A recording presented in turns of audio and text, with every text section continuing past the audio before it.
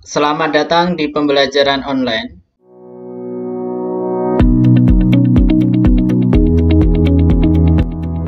Pada kesempatan ini kita akan melanjutkan kuliah ilmu alamiah dasar, yaitu kita akan membahas tentang ilmu pengetahuan alam dan teknologi. Ini adalah beberapa contoh tentang IPA dan perkembangan teknologi saat ini. Kita bisa melihat misalnya kereta cepat Shinkansen di Jepang, kemudian kereta cepat di Cina, Shanghai Maglev, kemudian Fuxinghou di Cina juga. Jadi ini adalah kereta cepat yang mampu menempuh kecepatan sekitar 300 sampai 500 km per jam. Jadi ini adalah contoh-contoh bagaimana ilmu pengetahuan alam berkembang, kemudian teknologi juga berkembang karena ilmu pengetahuan alam pun ikut berkembang. Kemudian ini adalah perkembangan dalam pertanian misalnya, karena orang mengalami keterbatasan lahan dengan jumlah manusia yang terus bertambah, maka di antara inovasi yang terjadi dengan adanya perkembangan IPA itu, orang berpikir bagaimana membuat pertanian secara vertikal. Tentu model pertanian secara vertikal ini dengan luasan lahan yang sama. Misalnya lahannya sama-sama luasnya 1000 meter persegi. Karena dibuat dengan secara vertikal seperti ini, maka produktivitasnya jauh lebih tinggi dibandingkan dengan yang konvensional tanpa lahan secara vertikal. Ini menjadi jawaban bagi kita ke depan ketika keterbatasan lahan semakin terjadi di mana-mana sehingga orang bertani kesulitan untuk mendapatkan lahan. Ini beberapa contoh tentang hasil dari pertanian secara vertikal. Kemudian ini adalah kemajuan mekanisasi dalam dunia pertanian misalnya. Selanjutnya kita akan membahas IPA sebagai dasar perkembangan teknologi. Jadi IPA itu nanti ada IPA dasar, ada IPA terapan. Untuk IPA dasar itu adalah untuk memahami bagaimana alam bekerja. Jadi kalau kita belajar IPA dasar, memahami bagaimana alam bekerja. Misalnya di IPA dasar kita belajar bagaimana sih tumbuhan itu tumbuh, bagaimana tumbuhan itu berfotosintesis, dan seterusnya. Itu kita belajar tentang IPA dasar. Selanjutnya yang kedua, IPA terapan. Jadi dalam IPA terapan ini, orang belajar mencari cara untuk mengendalikan cara alam bekerja. Jadi kalau di IPA dasar tadi kita tahu cara bagaimana tanaman itu berfotosintesis, kemudian tumbuh, maka di IPA terapan, orang mencari cara untuk mengendalikan cara alam bekerja. Atau contoh tadi misalnya bagaimana mekanisme pertumbuhan itu terjadi. Kemudian untuk teknologi, yaitu memanfaatkan penemuan IPA dasar dan IPA terapan untuk membuat alat guna mengendalikan cara alam bekerja. Jadi misalnya kita sudah tahu bagaimana dalam IPA dasar tadi proses pertumbuhan tanaman itu memerlukan cahaya matahari untuk bisa berfotosintesis. Maka di teknologi nanti orang bisa membuat cahaya sebagai pengganti matahari. Misalnya dibuat lampu LED, sehingga dengan lampu LED yang kita temukan itu tadi atau lampu LED tadi sebagai pengganti matahari sehingga tanaman bisa berfotosintesis. Selanjutnya kita lanjutkan makna teknologi dan kaitannya dengan ilmu pengetahuan. Jadi teknologi itu berasal dari bahasa Yunani, tekniang, yang artinya keterampilan atau keahlian pertukangan. Teknologi apapun bentuknya, tanpa didukung ilmu pengetahuan akan sulit berkembang. Jadi keterampilan atau keahlian pertukangan tadi itu terus berkembang karena ada dukungan adanya ilmu pengetahuan tadi. Maka iptek adalah dua hal yang tidak terpisahkan, karena teknologi memerlukan ilmu pengetahuan untuk berkembang, dan ilmu pengetahuan dapat berkembang dari pengalaman lapangan yang didapatkan oleh teknologi dalam praktek. Maka perkembangan teknologi saat ini yang terjadi, perkembangan teknologi yang begitu pesat, itu diikuti dengan seiringnya berkembangnya ilmu pengetahuan. Ini adalah fase-fase proses teknik Jadi ada namanya nanti fase pertama disebut sebagai teknik destruktif. Artinya, untuk memecahkan segala permasalahan dan kebutuhannya, manusia mengambil dari alam dan tidak ada usaha untuk mengembalikan ke alam lagi. Manusia bersifat food gathering terjadi pada zaman batu. Contoh, orang mengambil hasil bumi atau alam tetapi tidak ada usaha untuk menanam. Jadi dulu manusia itu untuk memenuhi kehidupannya tinggal memetik dari alam. Karena dari alam atau dari hutan mereka mendapatkan apa yang mereka butuhkan untuk hidup. Mereka memanfaatkan kayu dari hutan untuk membuat tempat tinggal misalnya. Kemudian untuk masalah makanan, mereka tinggal memetik dari tanaman yang telah tersedia. Kemudian masalah kebutuhan daging, mereka tinggal berburu ke hutan sehingga mereka mendapatkan daging buruan. Mungkin bisa daging kelinci, ataupun mungkin juga berburu ikan atau mencari ikan di sungai. Itu adalah pada fase pertama. Jadi orang memang mengandalkan alam untuk kehidupannya. Fase yang kedua adalah fase teknik konstruktif, zaman batu sampai dengan abad pertengahan. Pada fase ini, manusia telah melakukan penciptaan sehingga menghasilkan kebudayaan baru yang sebelumnya belum ada. Misalnya, alat tembikar untuk keperluan memasak, kemudian senjata logam, ladang, dan peternakan. Manusia telah mencapai lingkungan baru yang bermodalkan alam sekitar atau alam kedua yang beraneka ragam. Mulai ada kegiatan ekonomi, kemudian struktur masyarakat sampai ke bentuk-bentuk peradaban dan keagamaan. Ini fase yang kedua, fase teknik konstruktif tadi. Zaman batu sampai abad pertengahan. Kemudian yang ketiga ada fase modern atau teknik modern. Merupakan puncak perkembangan teknik yang telah dicapai manusia. Fase ini bertitik tolak dari analisa matematis alam. Manusia mampu membangun peradaban baru yaitu peradaban mesin. Ciri peradaban mesin, kesatuan bahasa internasional sebagai bahasa pengantar, telah diciptakan bahasa simbol internasional yaitu bahasa matematika. Selanjutnya kita berbicara tentang tingkatan teknologi berdasarkan penerapannya. Yang pertama ada namanya teknologi tinggi, high-tech. Ciri-cirinya bersifat padat modal, jadi modalnya sangat besar. Kemudian didukung fasilitas riset dan pengembangan yang memadai. Kemudian biaya perawatannya sangat tinggi, kemudian masyarakatnya ilmiah, keterampilan, kemudian operator yang tinggi dan biasanya dirahasiakan oleh pemiliknya. Contoh dari high-tech misalnya adalah kapal induk. Jadi kalau di samping ini kita lihat ini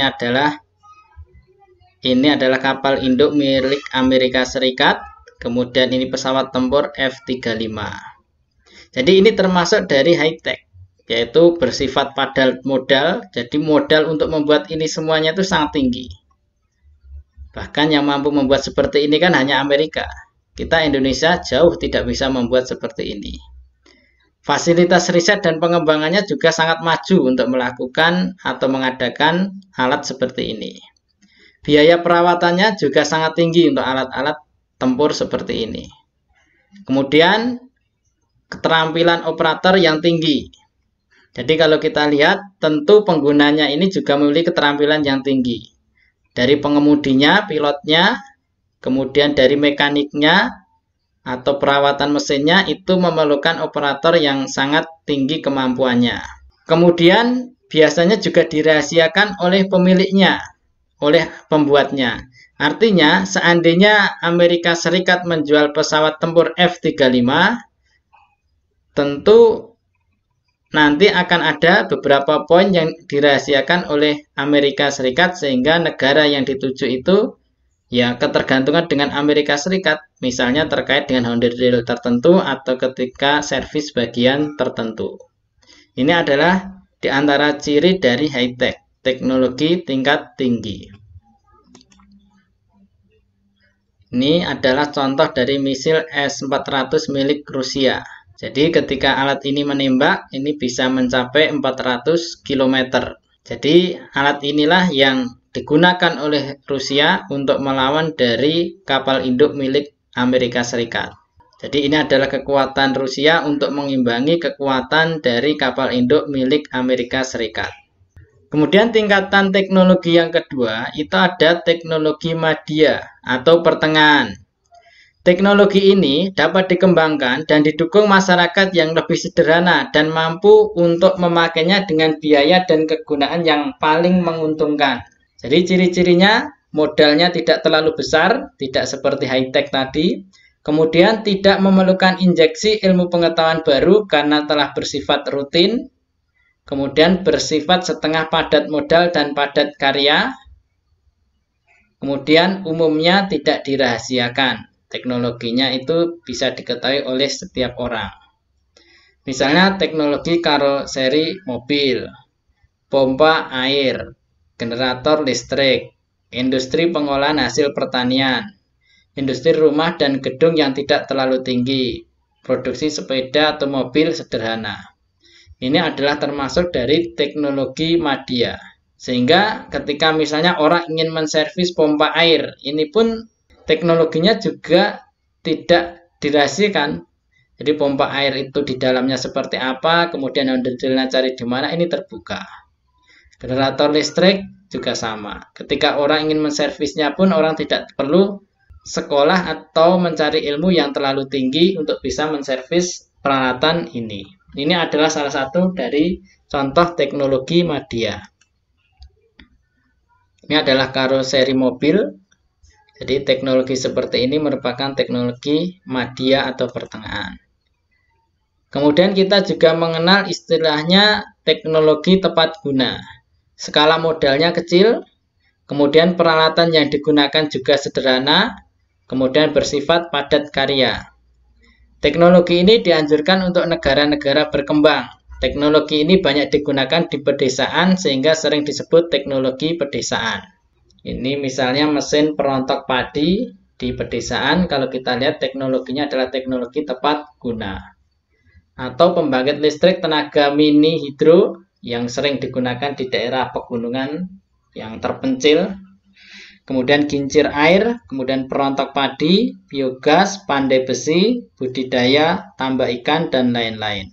Ini adalah contoh kincir air untuk pembangkit listrik di daerah pedesaan. Selanjutnya kita akan membahas tentang revolusi industri. Jadi hingga saat ini kita telah berada pada industri 4.0, 4.0. Ini adalah kondisi kita saat ini. Sebelumnya ada industri 1.0, yaitu tahun sekitar 1784. Pada industri 1.0 ini dicirikan adanya mekanisasi ketika itu, kemudian untuk energi menggunakan misalnya energi air dan lain sebagainya. Kemudian nanti ada industri 2.0, produksi massal, kemudian ditemukannya dengan listrik. Kalau 1.0 ditemukannya mesin uap, ditandai ditemukan mesin uap. Kalau 2.0 ditemukannya listrik. Kemudian pada industri 3.0 itu mulai elektronik, kemudian IT, jadi ini otomatisasi industri, ditemukan komputer dan lain sebagainya. Kemudian kalau di industri 4.0 ini adalah sudah menggunakan sistem cyber, artinya segala sesuatu terhubung dengan internet. Ini adalah revolusi industri yang telah terjadi saat ini yang perlu kita ketahui. Dari 1.0 hingga 4.0. Ini adalah revolusi industri 1.0. Tenaga otot, angin, air. Jadi sebelum revolusi industri 1.0 terjadi, manusia memproduksi barang atau jasa hanya mengandalkan tenaga otot, tenaga air, ataupun tenaga angin. Misalnya mereka menggunakan kapal dengan menggunakan tenaga angin. Maka tahun 1776, James Watt itu menemukan mesin uap. Maka mesin uap ini nanti akan merubah segalanya. Disinilah dimulainya industri 1.0, ditandai ditemukannya mesin uap. Contohnya, sebelum mesin uap ini ditemukan, orang berlayar menggunakan tenaga angin, yang saat itu memerlukan waktu bertahun-tahun untuk berkeliling dari satu negara ke negara lain. Jadi sebelum mesin uap ditemukan, orang naik kapal itu menggunakan tenaga angin. Tapi setelah mesin uap ditemukan, orang menggunakan mesin uap di kapalnya sehingga menghemat waktu hampir 80%. Maka penemuan mesin uap ini menjadi penemuan yang sangat penting saat itu. Merubah sejarah lah. Karena apa? Bisa kita lihat bahwa efisiensinya itu sampai 80% lebih baik dibandingkan tenaga angin yang ada saat itu. Kemudian nanti kita kenal juga revolusi industri 2.0, produksi massa, kemudian ditemukannya listrik saat ini. Selanjutnya revolusi industri 3.0, yaitu nanti elektronik dan IT sistem secara otomatisasi. Jadi revolusi pertama, pemicunya adalah ditemukannya mesin uap. Jadi yang pertama tadi 1.0 itu ditandai temu mesin uap. Kemudian revolusi kedua dipicu dengan ditemukannya ban berjalan dan listrik tadi, produksi massa, kemudian ada listrik tadi, itu pada industri kedua. Kemudian di revolusi industri yang ketiga adalah yang digantikan adalah manusianya.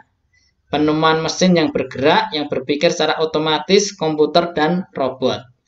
Masa ini, revolusi industri 3.0 itu ditandai dengan IT sistem atau otomatisasi. Jadi ada komputer, kemudian kita mengenal robot. Dan itu nanti pada saat itu menggantikan manusia.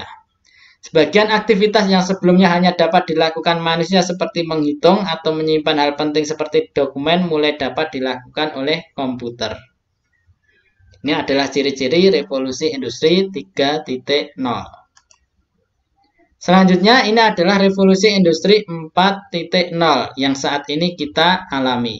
Jadi industri 4.0 adalah nama yang diberikan untuk tren otomatisasi dan pertukaran data saat ini.